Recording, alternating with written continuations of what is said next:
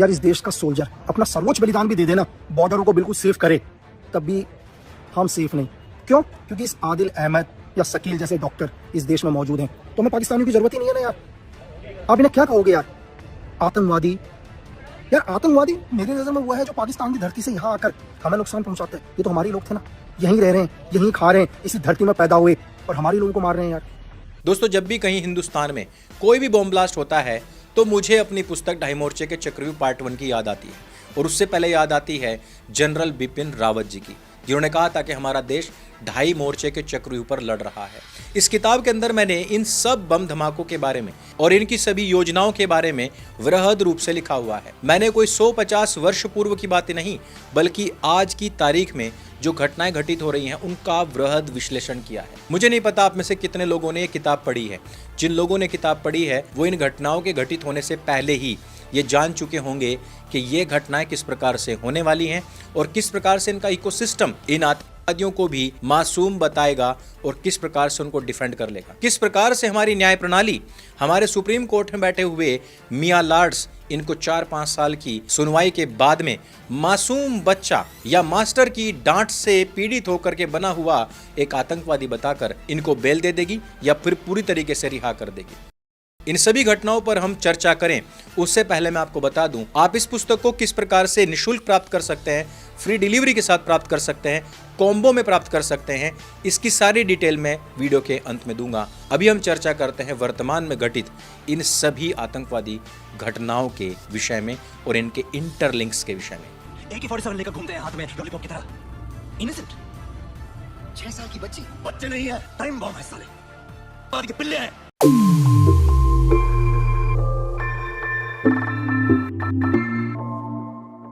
जब से दिल्ली के अंदर कार ब्लास्ट हुई है,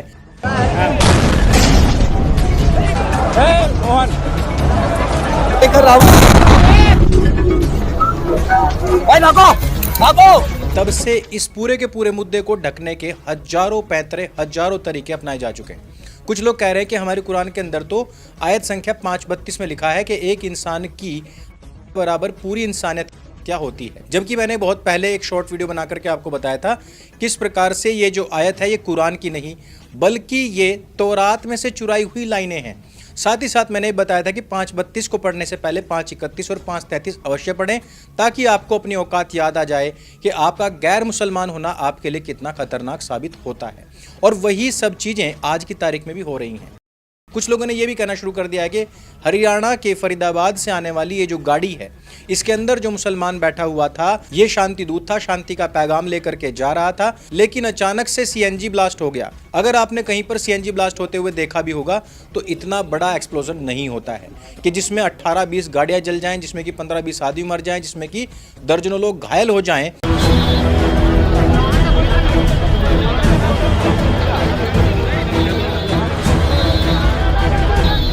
और इतना बड़ा ब्लास्ट हो कि आसपास की जो मार्केट है वो तक दहल जाए।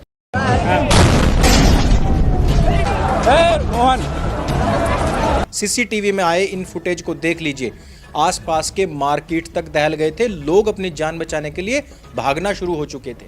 दूसरी बड़ी बात कि ये गाड़ी थी i20 को आप अभी गूगल पर चेक कीजिए, कहीं पर भी i20 गाड़ी आपको सीएनजी किट के साथ मिलती ही नहीं है। अब कोई कह सकता है कि इसको बाहर से फिट कराया गया होगा, इसमें सीएनजी लगवाई गई होगी, तो भी आप चेक कीजिए कि अभी तक सीएनजी ब्लास्ट के कितने सारे केसेस हुए और उनमें गाड़ी ही फटती है। ऐसा नहीं होता कि दर्जनों लोग उसमें घायल हो जाएं और बहुत बड़ा ब्लास्ट हो जाए। उससे बड़ी बात कि एक और गलतफहमी फैलाई जा रही है कि एक गाड़ी भली एक मुसलमान के नाम पर थी लेकिन वो तो एक हिंदू को बेच दी गई थी। अब उस हिंदू का बयान आया है और उसके बाद का जो सेल लेटर है वो भी सामने आ चुका है कि उसने भी कश्मीर के मुसलमान को एक गाड़ी बेची थी, लेकिन इसने जो ये गाड़ी हिंदू से खरीदी थी उससे अपने नाम पर ट्रांसफर नहीं करवाई थी। इसके भी पेपर्स और बयान सामने आ चुके हैं। तो आपने अभी तक उसका नंबर रजिस्ट्रेशन क्यों नहीं चल रहा? कराया नहीं उन्होंने। और नाम तो आप ही की एड्रेस है? एड्रेस तक है, नाम नहीं है हमारे, घर का एड्रेस है। पूरी दुनिया का मुसलमान 1400 साल से यही झूठ बोलते आ रहा है कि मुसलमानों का आतंकवाद से कोई संबंध नहीं है, और यह हर उस दुर्घटना के बाद बोला जाता है जब भी कोई मुसलमान किसी को गैर मुसलमान होने के कारण से टारगेट कर लेता है। अब बहुत सारी घटनाएं एक साथ घटित हुई हैं और इन सब का फरीदाबाद लिंक किस प्रकार से जुड़ता है उसके ऊपर चर्चा करते हैं। सबसे पहले कुछ डॉक्टरों के नाम आए और बताया गया कि सारे के सारे जो डॉक्टर है ना, ये साइनाइड से भी 6000 गुना जहरीला एक पदार्थ तैयार कर चुके हैं, जिसको इन्होंने आरएसएस के कार्यालयों, उनके यहां पर लगने वाले जितने भी लंगर हैं, भंडारे हैं, उनमें, साथ ही साथ अहमदाबाद के अंदर और हिंदुओं के जितने भी मंदिर हैं जहां पर भी प्रसाद का निर्माण होता है, उन स्थानों पर रिजिन नाम के इस जहर को भेजने की प्लानिंग थी। कट्टरवादी डॉक्टर की एक साजिश कामयाब हो जाती तो लाखों हिंदुओं की लाशें बिछ जाती। देश में अब तक का बड़ा केमिकल हमला गुजरात एटीएस ने टाला। इस जहर का नाम होता है रिजिन और इसको बनाने वाले डॉक्टर्स के नाम सुनिए। सबसे पहला डॉक्टर अहमद मोयुद्दीन सैयद, जो कि चीन से एमबीबीएस करके आया है। दूसरा है मोहम्मद सुहेल और तीसरा है आजाद सैफी। ये भी अलग अलग स्थान से डॉक्टरी करके आए थे और इन सब ने अपनी इस डॉक्टरी का इस्तेमाल कहां पर किया? हिंदुओं को मारने के लिए। ऐसा नहीं है कि पहली बार हो रहा है, महाराष्ट्र में इससे पहले भी महाप्रसाद के अंदर जहर मिलाकर के हिंदुओं को मारने की साजिश हो चुकी है और उसमें भी सारे के सारे मुसलमान ही पकड़े गए थे। मैं पूछना चाहता हूं नरेंद्र मोदी जी से कि आप 11 साल पहले आए और आपने एक भाषण दिया था, आपने कहा था एक हाथ में कुरान दूंगा, दूसरे में कंप्यूटर दूंगा। जब आप यह देखें कि मुस्लिम युवाओं के एक हाथ में कुरान शरीफ है तो दूसरे हाथ में कंप्यूटर है। उसके बाद में आपने एक और काम किया, माता वैष्णो देवी के नाम से जो मेडिकल इंस्टीट्यूट है उसमें भी 50 में से 46-47 जो मुसलमान हैं उनको सीट दी गई है डॉक्टर बनाने के नाम से। फोटो देख लीजिए, इसमें जितने भी बच्चे आपको दिख रहे हैं उनमें से मैक्सिमम मुसलमान हैं। 3-4 हिंदू बच्चों को उसमें सीट मिली है। ये जितने भी मैं नाम अब तक आपको गिनवा रहा हूं, चाहे वो दिल्ली में ब्लास्ट हो, चाहे रिजिन जहर बनाया जा रहा हो, चाहे 3000 किलो एक्सप्लोजिव पकड़ा गया हो वो व्यक्ति हो, ये सारे के सारे डॉक्टर हैं। नरेंद्र मोदी जी, आपने कुरान और कंप्यूटर दे करके देश के अंदर बहुत बर्बादी मचवा दी है। उसके बाद में आपने यूपीएससी जिहाद में भी बढ़ चढ़ करके योगदान दिया। आपके जितने भी मुस्लिम मंत्री थे उन्होंने सबने कहा कि पूरे हिंदुस्तान के इतिहास में पहली बार मुसलमान आईएएस आईपीएस बन रहे हैं और अब आप अगला रिकॉर्ड तोड़ने जा रहे हैं जिसमें कि आप मुसलमान डॉक्टर सर्वाधिक मात्रा में बनवाना चाहते हैं, और वो भी कोई all India Muslim personal law board या जकात फाउंडेशन के स्कूल से, कॉलेज से, यूनिवर्सिटी से नहीं, बल्कि माता वैष्णो देवी के नाम से चल रहे इस मेडिकल इंस्टीट्यूट से बनवाना चाहते हैं। हम आपके आगे हाथ जोड़ते हैं। हम आपके इस सबका विकास, सबका विश्वास वाली बात से ना थक चुके हैं, पक चुके हैं। मुझे नहीं पता अगले 4 साल किस प्रकार से जाएंगे। लोग आपसे पूछ रहे हैं कि आरडीएक्स कैसे आया, ये एक्सप्लोजिव कैसे आया, ये जहर देश के अंदर कैसे आया, इसकी जवाबदेही तो सरकार की है। मैं आपसे सवाल नहीं पूछता, लेकिन ये सवाल आपसे जरूर बनता है कि आपने जो सबका विकास, सबका विश्वास के नाम पर कई लाख करोड़ रुपए इन लोगों के ऊपर उड़ाए हैं, ये जो आपने इनको यूपीएससी क्लियर करवा करके इनको आईएएस आईपीएस बनवाया है, ये जो आपकी फ्री की योजनाओं के ऊपर जो आज मुसलमान कूद रहा है कि हम 12 बच्चे क्यों ना पैदा करें जब मोदी हमें सब कुछ खाने पीने रहने सहने को दे रहा है, इनके ऊपर सवाल होना चाहिए। ये जो डॉक्टर्स आज जहर बना रहे हैं, बम बना रहे हैं, फोड़ रहे हैं, इसके ऊपर आपसे सवाल होना चाहिए। मेन हिंदुओं का सवाल ये है। मुसलमान आपसे पूछते रहेंगे कि आरडीएक्स कैसा आया, क्यों आया, सरकार की जिम्मेदारी है, लेकिन हिंदू आज आपसे पूछेगा कि आपने हिंदुओं का वोट लेकर के, इन लोगों का विश्वास जीत करके आज हिंदुओं को क्या दिया? असुरक्षा दी है, हिंदुओं का असम्मान दिया है, हिंदुओं को चिंता दी है, हिंदुओं को एक बार फिर से असुरक्षित भारत होने का अंदेशा दिया है। इस पर समय रहते लगाम कसनी अत्यंत आवश्यक है, अन्यथा अगर आपके हाथ से बात निकल गई तो इनके बच्चे क्या सोचते हैं, क्या बयान देते हैं, आप भी सुन लीजिए। छोटे बच्चे हमारे हैं, हम बच्चे नहीं। बच्चे नहीं हो आप? हाँ। बच्चे नहीं हो तो क्या हो? बम। बम। जब हम सोशल मीडिया पर ब्रिगेडियर प्रताप का ये वाला वीडियो लगा देते हैं ना, बच्चे नहीं है, टाइम बॉम्ब है साले, के पिल्ले हैं, तो लोगों की सुलगने लग जाती है कि देखो मुसलमानों के बच्चों के बारे में किस प्रकार की भावना रखते हैं।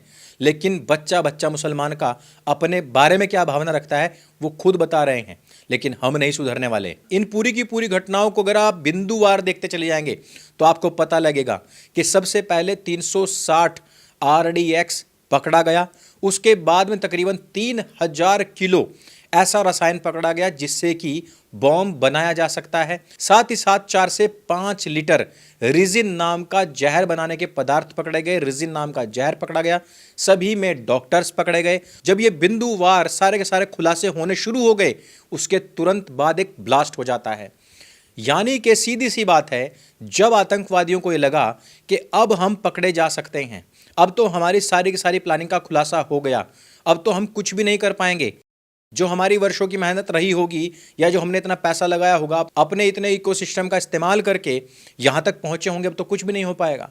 तो व्यक्ति ने क्या किया, तुरंत गाड़ी निकाली और लाल किले पर जाकर के फोड़ दी। इसका अर्थ क्या है? संदेश बिल्कुल क्लियर है कि ये लोग एक बहुत बड़ी तैयारी कर चुके हैं। नरेंद्र मोदी सरकार पिछले 10 साल से 11 साल से एक राग बहुत अलाप रही है कि देखो हमारी सरकार जब से आई है तब से यहां पर एक भी ब्लास्ट नहीं हुआ। पहले हमें गाड़ियों के नीचे, ट्रेन के सीट के नीचे देख करके बैठना पड़ता था। हाँ भाई, देखना पड़ता था। 10-11 साल में कुछ नहीं हुआ, लेकिन जितनी मात्रा में एक्सप्लोजिव्स पकड़े जा रहे हैं, जिस तरीके के जहर पकड़े जा रहे हैं कि भाई उस जहर के अंदर कोई स्वाद नहीं होता, कहीं पर भी तुम डाल दोगे वो स्वाद ही महसूस नहीं होगा और व्यक्ति साइनाइड से जल्दी मर जाएगा।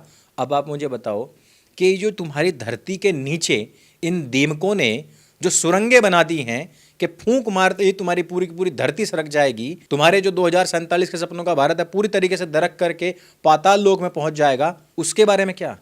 ये ऊपर की फर्निशिंग तुम्हें दिख रही है, ऊपर की चमक चमक तुम्हें हिंदुस्तान की दिख रही है, लेकिन अंदर ही अंदर कितनी सुरंग बन चुकी हैं उनके बारे में किसी को नहीं पता है।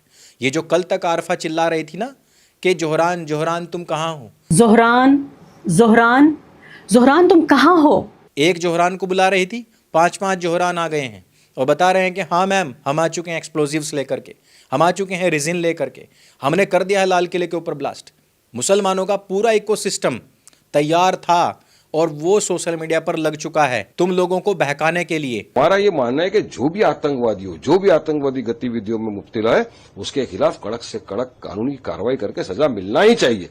देखिए इनका क्या काम है, इनको बस सिर्फ मुसलमानों को टारगेट करके सारे मुसलमानों के खिलाफ नफरत फैला रहे हैं। हम तो वो लोग हैं जिन्होंने जंग की आजादी में अपनी जानें गंवाई। तुम लोगों को डाइवर्ट करने के लिए, तुम लोगों को यह बताने के लिए कि देखो पिछले कुछ वर्षों में इतने सारे बॉम्ब ब्लास्ट हुए या इतने लोग क्यों पकड़े गए हैं।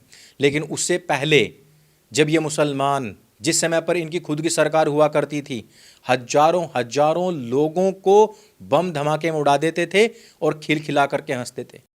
आज ये कम से कम अपने लोगों को डिफेंड करने के लिए तो आ रहे हैं, लेकिन कभी के समय में ये लोग खुलेआम बोलते थे कि देखो अब हिंदू हमसे डर के जिएगा।